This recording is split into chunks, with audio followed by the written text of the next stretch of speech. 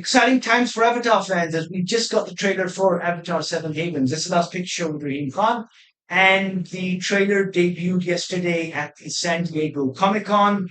And finally, after like a good year and a half, we finally get something to sort of latch on to until this premieres in October.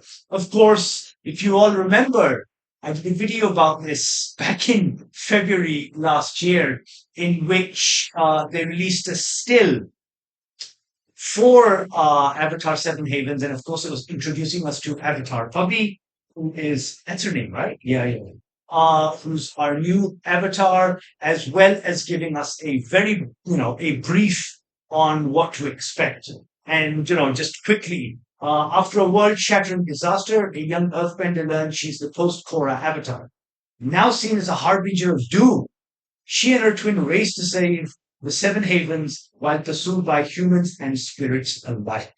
Of course, this gives us yet another opportunity to shit on Korra because, and thanks to this trailer, it appears, at least conventional wisdom in the Avatar verse, she's apparently responsible for this cataclysm that has sent the world back to pre-Avatar times. And I say pre-Avatar times because you all remember, before the advent of the Avatar, humanity were all sort of pocketed, if you will, in these enclaves that were either resting atop lion turtles or protected by lion turtles. And then, of course, once the gift of bending was given to them, they set forth and expanded.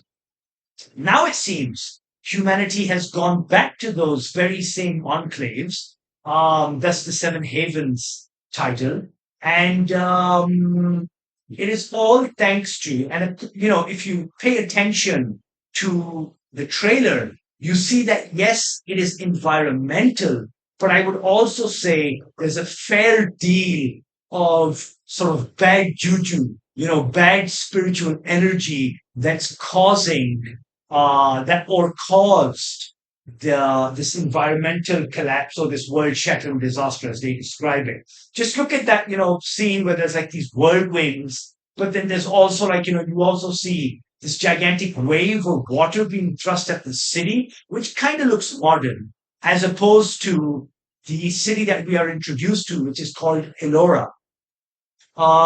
Looks like a desert city or something like that, or desert enclave. And according to the voiceover, things are not good. They're not great. And apparently, the avatar, and in this case, of course, it's Korra, is to blame. We also get a glimpse at Korra as well. You can clearly she's much older, white hair, and she is in the avatar state. But then she has this smile, and of course, while the trailer doesn't go outright to say that it was the avatar's fault, but it appears that for whatever reason, which of course we will learn during the course of the show, she was incapable of stopping or preventing this from happening. Of course, at the end of Korra, there was yet another, I wouldn't say earth-shattering thing, but it was definitely revolutionary, world-changing, in that she reopens the portals to the spirit world, and thus this world and the spirit world were forced, if you will. I mean, it wasn't her fault necessarily. Of course, she was trying to stop Kuvira's that spirit energy cannon. But thanks to that, it tears open the portal, and thus the two worlds now, of course, reside side by side. But it appears that maybe this balance, if you will, leads to yet another imbalance. Because clearly in that image you see, there's a lot of spirit energy, bad spirit energy. typified by that sort of black, purple, sort of magenta. I'm sorry, not a very good, what's it called, description of the palette, but clearly something's off. Okay. We also, of course, get to see the Avatar's twin. Now, of course, the Avatar, I mean, there's been 10,000 years of Avatars, but maybe perhaps this is the very first in which you have a twin. It would be interesting to see how this kind of plays out because if they were twins born at the same time, and of course the avatar ship, if you will, passes on. You know, the minute that avatar passes away, it goes on into the next vessel. In this case, there are two. So why didn't it go into both? That's an interesting one. We also do see them being sort of separated at birth, right? We also see that this avatar, Pavi, Earthbender, clearly of sort of Indian subcontinental extraction, is also a peg leg. Interesting.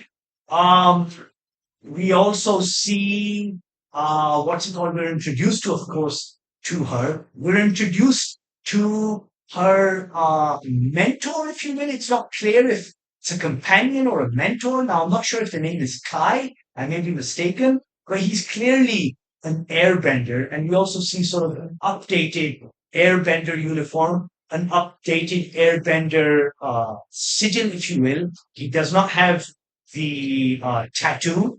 It's on his breastplate. Uh, he also has a hoverboard. Did you guys notice that? And of course, he also airbends away a character. We see, of course, earthbending, firebending, and airbending, but we don't see waterbending in this. That's interesting. We do see in that moment where sort of there's those whirlwinds and sort of there's this wave crashing into things. Maybe that's airbending. Maybe that's sort of the avatar energies kind of, she's lost control. I don't know. Korra, not of course her. What else do we see in this? Of course, there are masked figures, because as according to the official thing, she is pursued by both humans and spirits alike. So it's clear that the denizens of this world have a serious bone to pick with for the poor Avatar. What other little nugget? There's one that I'm saving for the very end because that happens in the trailer as well. I'll get to that in a second. But yeah, I mean, we have another thing that I don't know if you guys noticed this, but the art style is quite different from, of course, Korra. While we had Studio Mir for Korra, I wonder who they have this time because I was trying to check it up on IMDb, I couldn't find it. So the art style is quite different. Good on them. We also have some of the cast members. I don't know who they're playing or something, but Sakina Jaffrey, she's there.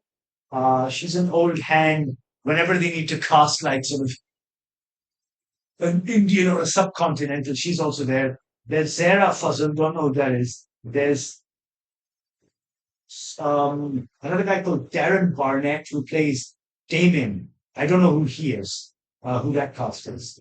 Videos one. Yeah. Again, I'm really surprised. Actually, I'm kind of impressed considering the whole kerfuffle when it came to and the Last Airbender, which of course was leaked and I reviewed. For those of you who haven't seen it, I would stress that for the sake of the creators, you wait until it's released in cinema. Of course, we learned that there's going to be a limited theatrical release. And of course, it's going to be streamed online. It was supposed to come out in September. Um, I think maybe they're going to stick to that, but this is coming out in October. So why am I impressed? I'm impressed that besides, of course, that still that we got last year, things have been kept under wraps. Like it's been a very, very, very tight-lipped. Besides, of course, what we learned last year, there hasn't been much after the fact. So that's pretty good. I'm impressed. Okay. What else from the trailer? What else can we see? Of course, we see The avatar's companion, who seems to be like sort of a cat marsupial type.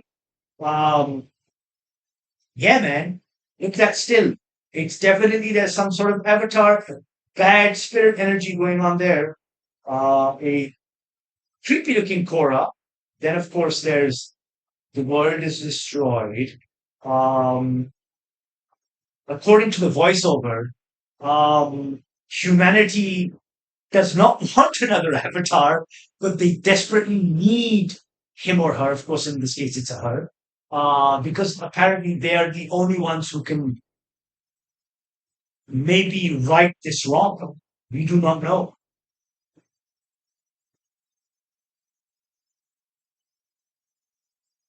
Yep, there's that. There's that. New legends will rise. And now I can finally talk about the very ending. Now, the ending is interesting because, I mean, if there's bad spirit energy involved, you just know Vatu is pulling the strings or orchestrating things or doing or is up to no good. And we get a hint of that because at the very end of the trailer, we see this sort of courtyard slash temple, right? In which a very Vatu-esque sort of geometric pattern is there, sort of on the surface. And then there's sort of this blast of energy, and it kind of rises and it kind of forms, right? So that is a very clear indication that, and I'm kind of assuming that there are maybe temples or people worshipping Vatu.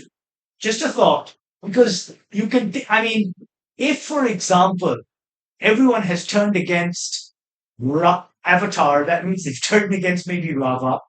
And the opposite, of course, would then be to like, hey, worship Vatu. Just a thought. But clearly, if you have this construction and it's kind of Vatu-esque, I'm guessing there are definitely spirits, humans who all hail Vatu. Okay. One last thought that I just had before, of course, I wrap this up. You know how, of course, with the original Avatar, we got a prepubescent Avatar. With Korra, we got a pubescent teen going on young adult Avatar. And then, of course, with Aang, or with the Last Airbender, we got like a mid-20s Aang. But I was wondering that with this, of course, it's now already done and dusted, but just a thought. I was wondering, maybe instead of going back to a child, because I'm guessing that this avatar is maybe the same age as Aang or even younger. She looks a little younger. I was wondering, what if we got like an Avatar series where we had like, while sticking to this original plot where, yes, there's a cataclysm, Korra is responsible, because of course we all hate her, right? Um, but because of that cataclysm, maybe the Avatar cycle was somehow interrupted. And much like, I mean, if I'm not mistaken, I think Roku learned about his Avatar ship when he was at least like an adult, right? Like maybe not a teen. I need to check the lore, but I don't think he was a teen. I think he was a young guy. So I would have liked to have maybe seen, maybe because of this whole stuff, the Avatar cycle is interrupted, or maybe Rava feels it's not the right time for a new Avatar. And so the cycle is somewhat suspended, and the Avatar ship, or Avatar hood, whatever you want to call it, is thrust upon an adult. It could have been an adult Pavi. I'm just saying that coming back to a child protagonist is something we've seen before. Of course, I trust in the creators. They have yet to falter. But I would have liked to have seen that. Nonetheless, very excited about this. So glad that we have now sort of um, a series back in our lives. Life just wasn't the same without it. So yeah, that's Avatar 7 Havens coming up on October 9th.